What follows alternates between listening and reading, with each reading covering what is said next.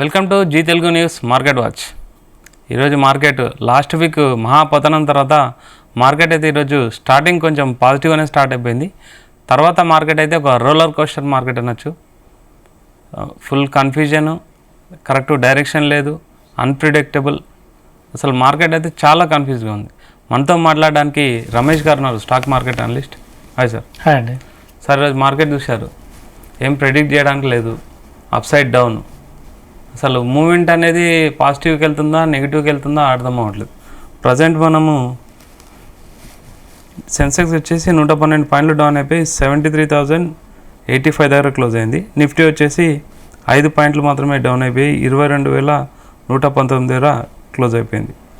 Mid cap small cap అది positive అనాలా flat అనాలా, ఏం ప్రిడిక్ట్ చేస్తారు సార్ మార్కెట్ని ఈరోజు చూస్తే యాక్చువల్గా నిఫ్టీ ఆల్మోస్ట్ 100 పాయింట్స్ నెగిటివ్ నుంచి మళ్ళీ రికవర్ అయ్యి స్టేబుల్కి వచ్చింది. సో ఇది ఒక పాజిటివే. సో మెయిన్ వచ్చేసి ఐటీ బాగా పెరిగింది. సో నిఫ్టీ ఐటీ 100 పాయింట్స్ పెరిగింది. సో రెండోది వచ్చేసి ఫార్మా స్టాక్స్ కూడా ఈరోజు బాగా పెరిగాయి. సో లాస్ట్ వీక్ బాగా పడినవి ఏంటంటే ఐటీ ఫార్మా. సో ఈరోజు కొంచెం బాగా రికవర్ అయ్యాయి. సో కొంచెం పాజిటివ్ థింగ్సే కనబడుతున్నాయి ఈరోజు చూస్తే. కానీ ఒక్క రోజులో మనం ఏమి ఫైనలైజ్ చేయలేము, ఎందుకంటే ఫిబ్రవరిలో కూడా 1 డే పెరిగింది మార్కెట్, మిగతా 20 డేస్ ఏదైతే ఉందో అది పడింది. అలాగే జనవరిలో కూడా 1000 పాయింట్స్ పెరిగింది. 2-3 సెషన్స్లోనే 1000 పాయింట్స్ పెరిగింది, కానీ రిమైనింగ్ సెషన్స్ అన్నీ పడిపోయింది. సో 23,800 వెళ్ళి మళ్ళీ అక్కడ నుంచి డౌన్ స్టేజ్కి వచ్చింది. సో మనం ఈరోజు ఒక్క రోజుని బట్టి మనం డిసైడ్ చేయలేము. ఈరోజు ఏంటంటే 22,100 దగ్గరికి మార్కెట్ వెళ్ళి మళ్ళీ పాజిటివ్ అంటారు కదా, గేమ్ ఎండ్ అయ్యే టైం ఏమన్నా వచ్చిందంటారా? మేబీ 22,000కి వెళ్ళి మళ్ళీ 22,100 అబవ్ వచ్చింది. ఇలాగే ఇంకా 22,250 హైయెస్ట్ పాయింట్కి వెళ్ళింది ఈరోజు. 22,250 ఆ పాయింట్ దాటితేనే మళ్ళీ కొంచెం ఫర్దర్ అప్ ఉండే అవకాశం ఉంది, లేకపోతే ఇంకొంచెం మళ్ళీ డౌన్ అయ్యే అవకాశమే ఎక్కువ ఉంది. సో అంటే ఇలా కంటిన్యూస్గా ఒక 2-3 డేస్. అంటే పాజిటివ్ రానికి గ్లోబల్ ఎఫెక్ట్స్ ఏమన్నా క్యూస్ కారణం ఉన్నాయా? అంటే ఇప్పుడు ఎఫ్ఐఎస్ వచ్చేసి మన ఇండియాలో మార్కెట్లో మొత్తం 4.7 ట్రిలియన్ మన ఇండియన్ మార్కెట్లో ఆల్మోస్ట్. సో వాళ్ళది వచ్చేసి 24% ఉంది. 24%లో ఆల్రెడీ ఇప్పటికే 6% అమ్మేశారు. ఓకే, స్టిల్ ఇంకా 18% హోల్డింగ్, ఎఫ్ఐఎస్ హోల్డింగ్ ఉంది మన ఇండియన్ మార్కెట్లో. కాకపోతే మన డిఐఎస్ దగ్గర ఏంటంటే 2.5 lakhs క్యాష్ ఉంది, 2.5 lakh crore. ఓకే. సో అంటే మ్యూచువల్ ఫండ్ కంపెనీ కానివ్వండి, ఇన్సూరెన్స్ కంపెనీ, పెన్షన్ కంపెనీస్ వీటన్నిటి దగ్గర కలిపి 2.5 lakh crore క్యాష్ ఉంది. సో వీళ్ళు ఏంటంటే డైలీ డిప్లాయ్ చేస్తున్నారు. సో ఎఫ్ఐఎస్ సెల్ చేస్తుంటే వాళ్ళు బై చేస్తున్నారు, ఎందుకంటే వాళ్ళకి కంటిన్యూస్ ఇన్ఫ్లోస్ ఉన్నాయి. ఎస్ఐపిఎల్ ద్వారా కానివ్వండి, ఇన్సూరెన్స్ ద్వారా కానివ్వండి, పెన్షన్ ఎన్పిఎస్ ద్వారా కానివ్వండి, కంటిన్యూస్ ఫండ్స్ ఉన్నాయి కాబట్టి వాళ్ళు డిప్లాయ్ చేస్తున్నారు. కానీ ఎప్పుడైతే వాళ్ళు కానీ ఫియర్ జోన్లోకి వెళ్తారో, సో డిఐఎస్ కూడా అంటే డిఐఎస్లో ఇప్పుడు సపోజ్ సిప్ 25,000 crores సిప్ ఉంది ప్రజెంట్ రన్నింగ్. సో 25,000 crores నుంచి వాళ్ళు కానీ ఒక 10,000 crores స్టాప్ చేస్తే, ఎస్ఐపి స్టాపింగ్ వస్తే, ఆల్రెడీ మనం చూస్తున్నాం కొన్ని యాప్స్లో, డైరెక్ట్ యాప్స్లో ఎక్కువ స్టాప్లు వస్తున్నాయి, ఎస్ఐపి స్టాప్లు వస్తున్నాయి. అలాగే ఇంకేమైనా ఇన్సూరెన్స్, ఎన్పిఎస్ ఇలాంటి పెన్షన్ ఏమైనా స్లో అయితే డెఫినెట్గా అప్పుడు ఇంకా ఎక్కువ డెఫిషియేట్ పడే అవకాశం ఉంది. సో ఓవరాల్గా చూస్తే ఏమందంటే కొంచెం ఈరోజు మార్కెట్ని బట్టి కొంచెం పాజిటివ్ సంకేతాలు కనిపిస్తున్నాయి. సార్ మీరు పాజిటివ్ అంటున్నారు కానీ హై వాలిటిలిటీ అయితే కనిపించింది. ఈ టెక్నికల్ ఇండికేటర్కి అయితే దేనికి సపోర్ట్ లేదు, అసలు మార్కెట్ సెంటిమెంట్ కూడా కనిపించలేదు. కానీ పాజిటివ్ మాత్రం కొన్ని సెక్టార్లలో కనిపించింది. అవును, ఐటీ ఫార్మా ఈ 2 సెక్టార్లో చాలా బాగా పెరిగినాయి స్టాక్స్, ఆల్మోస్ట్ 4% పెరిగినాయి అన్ని మేజర్ స్టాక్స్ ఐటీ ఫార్మాలో. సో అంటే ఏదైనా కానీ అప్ మూవ్ రావాలంటే 20,500 near by. So above 2-3 days continuous close అయితేనే అప్ మూవ్ ఉంటుంది, లేకపోతే నెక్స్ట్ సపోర్ట్ వచ్చేసి 21,800. Next support 21,800. ఓకే. సో 21,800 మళ్ళీ మేజర్ సపోర్ట్ ఉండబోతుంది. 22,500 ఏదైతే మొన్న యాక్చువల్ మనకి సపోర్ట్ లెవెల్ ఉందో ఇప్పుడు అది రెసిస్టెన్స్ లెవెల్ అయిపోయింది 22,500. లేదంటే అది కూడా దాటితే 22,800. 22,800 మనకి స్ట్రాంగ్ సపోర్టివ్ జోన్ ఉంది, ఇప్పుడు స్ట్రాంగ్ మనకి రెసిస్టెంట్ జోన్ అవుతుంది. ఓకే. సో అలా లేదంటే కంటిన్యూస్గా ఫాలో అయితే మాత్రం 21,800. అంత వైబ్స్ ఉన్నాయి సార్. ఎక్స్పర్ట్స్ ఇంకా 2-3 months అంటున్నారు, ఇంకా ఎక్కువ మాట్లాడితే ఇవన్నీ ఇయర్ కూడా ఇలానే ఉంటుంది అంటున్నారు. అవును, ఎఫ్ఐఎస్ డెఫినెట్గా H2లోనే వస్తారని అంటున్నారు. H2s అంటే అదే వాళ్ళది ఇంకా 16% ఇంకా హోల్డింగ్, మన ఇండియన్ మార్కెట్లో ఇంకా హోల్డింగ్ వాళ్ళ 16% ఉంది. 16 to 18% ఇంకా వాళ్ళ హోల్డింగ్ ఉంది. ఓకే. సో వాళ్ళు ఎప్పుడు వరకు ఆపుతారో తెలియదు. సో అది జరిగిన దాకా ప్రాబ్లంలోనే ఉంటుంది. కాకపోతే గుడ్ థింగ్ ఏంటంటే ఇంకా మన మ్యూచువల్ ఫండ్ కంపెనీస్ దగ్గర ఇలాగా మన డిఐఎస్ దగ్గర క్యాష్ ఉంది.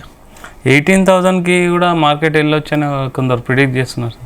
డెఫినెట్గా ఇక్కడ 21,800 మిస్ అయితే మళ్ళీ 21,000కి వెళ్తుంది. 21,000 మిస్ అయితే మళ్ళీ 20,500 పోతుంది. సో 20,500 మిస్ అయితే మళ్ళీ 19,500 దాకా కూడా వెళ్తుంది. కాకపోతే దీనికి కొంచెం టైం పట్టిద్ది, ఒక 2-3 మంత్స్ టైం పట్టింది. ఈ 2-3 మంత్స్ టైంలో కొంచెం ఎఫ్ఐఎస్ సేల్ చేయడం ఆపినా కూడా, లేకపోతే డిఏఎస్ బయింగ్ చేసినా కూడా, లేకపోతే నెక్స్ట్ Q2 రిజల్ట్స్ కూడా వచ్చేస్తాయి. Q4 రిజల్ట్స్ మన ఏప్రిల్లో మన Q4 రిజల్ట్స్ వచ్చేస్తాయి. రిజల్ట్స్ కొంచెం బాగున్నా కానీ Q4 రిజల్ట్స్కి కుంభమేళా బూస్టప్ అవుతుందని ఒక న్యూస్ ఉంది. డెఫినెట్గా కొన్ని సెక్టార్స్కి సో కంపల్సరీగా కుంభమేళా ఎఫెక్ట్ కొంచెం consumption sector, telecom sector, oil sector, so వీటన్నిటికీ కుంభమేళా కొద్దిగా ప్లస్ అవుతుంది. ఎలా అయినా కానీ Q4 కానీ కొంచెం రిజల్ట్స్ బాగుంటే, ఇంకోటి ఏంటంటే డాలర్ కూడా కొంచెం మన ఇండియన్ రూపీ కన్నా కొద్దిగా వీక్ అయితే మన రూపీ కొంచెం స్ట్రాంగ్ అవ్వాలి. సో ఇవన్నీ థింగ్స్ నెక్స్ట్ క్వార్టర్లో మనం ఎక్స్పెక్ట్ చేయొచ్చు. ఏదైనా కానీ ఏప్రిల్ మిడ్ నుంచి కొద్దిగా పాజిటివ్ సంకేతాలు ఉండే అవకాశం ఉంది. కానీ ఈ లోపలే కొద్దిగా మార్కెట్ రీబౌండ్ అయినా కూడా మనం ఆశ్చర్యపోవాల్సిన అవసరం లేదు.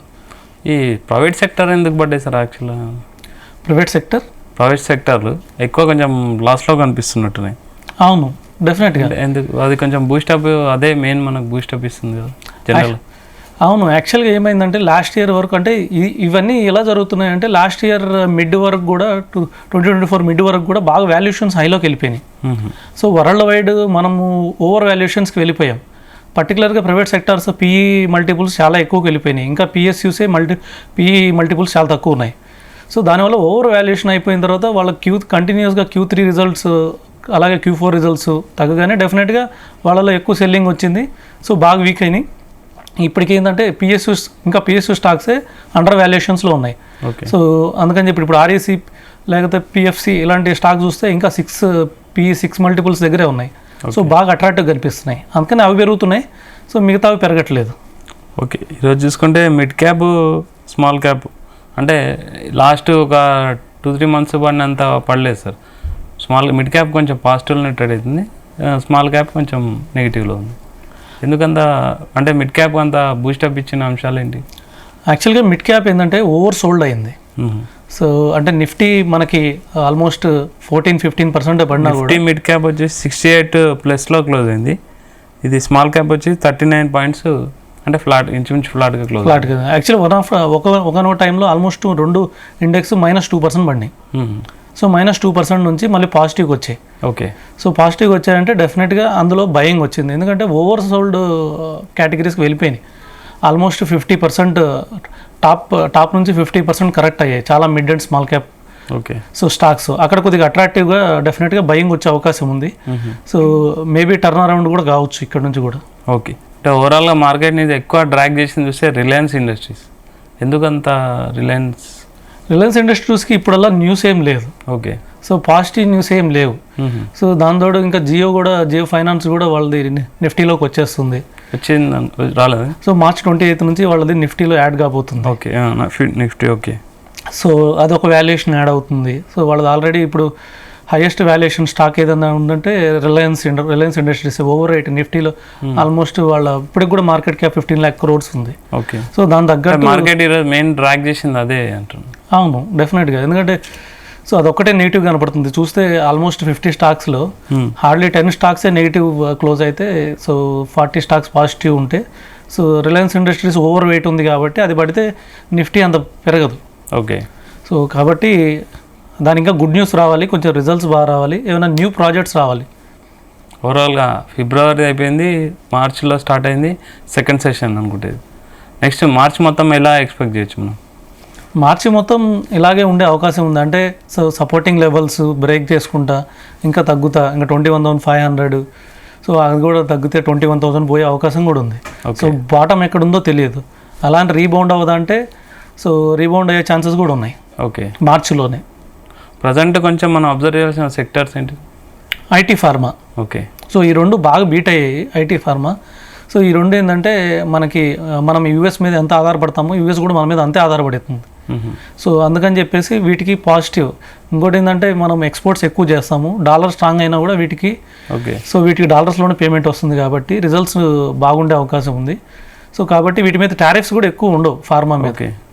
అంటే ఈ ట్రంప్ క్రిప్టో రిజర్వ్ చేస్తాం యుఎస్ని అని ఒక స్టేట్మెంట్ ఇచ్చారు. దాని నుంచి మార్కెట్ ఏమన్నా కొంచెం పాజిటివ్లోకి వెళ్ళిందంట, అంటే ఆశాజనకంగా ఏమైనా ఉందంటారా? So and actual crypto different. Actual crypto వచ్చేసి కాంపిటేటర్ మార్కెట్కి. సో కొద్దిగా మార్కెట్ నుంచి ఫండ్స్ మళ్ళీ క్రిప్టోకి వెళ్ళే అవకాశం ఉంది. ఓకే. సో అంతేగాని క్రిప్టోకి పాజిటివ్ రావడం వల్ల మార్కెట్లు పెరిగే అవకాశం చాలా తక్కువ ఉంటుంది. ఓకే. సో ఫైనల్గా నెక్స్ట్ రేపు ఎలా ఉంటుంది మార్కెట్? సో అంటే ఇంకా బాటం రీచ్ అయ్యామంటే ఇంకా ఎవరికి తెలియదు. సో ఇంకెంత పడుతుందో కూడా ఎవరికి తెలియదు. అలాగనే ఆగిపోయే అవకాశం కూడా లేదు. ఇంకొక 10 డేస్లో ఏమైనా 10 సెషన్స్ పడితే మళ్ళీ కొద్దిగా పుల్ బ్యాక్ కూడా రావచ్చు. ఓకే. సో డెఫినెట్గా అయితే కొంచెం కాన్షియస్గానే ఉండాలి. ఈ నిఫ్టీ లెవెల్స్ కంటిన్యూస్గా ఒక 3-4 డేస్ పెరిగితే కానీ, అది కూడా ఏంటంటే జనవరిలో మనం చూసాం 1000 పాయింట్స్ వచ్చి కూడా మళ్ళీ నిలబడలేదు. మళ్ళీ అంటే 23,800 దగ్గరికి వెళ్ళి కూడా మళ్ళీ కంటిన్యూస్గా ఆల్మోస్ట్ 22,100 కంటే 1,700 పాయింట్స్ మనం పడిపోయాం. సో అవకాశం మళ్ళీ మార్చిలో వచ్చే అవకాశం కూడా ఉంది, ఎందుకంటే సెంటిమెంట్ స్ట్రాంగ్గా ఉన్నంత కాలం ఇది ఇంకా డౌన్ సైడ్ వెళ్ళే అవకాశం ఎక్కువ ఉంది. Okay, thank you very much. Welcome అండి. ఇది మార్కెట్ అయితే గేమ్ అయితే ఇంకా ఎండ్ కాలేదు. ఈరోజు మార్కెట్ అయితే roller coaster market, positive negative, negative positive, up and downs అయితే కనిపించాయి. High volatility market. చూడాలి రేపు మార్కెట్ ఎలా ఉండబోతుందో. మార్కెట్ అయితే ప్రజెంట్ ఏం ప్రిడిక్ట్ చేయలేమన్నట్టయితే ఎక్స్పర్ట్స్ చెప్తున్నారు. Keep watching Zee Telugu news.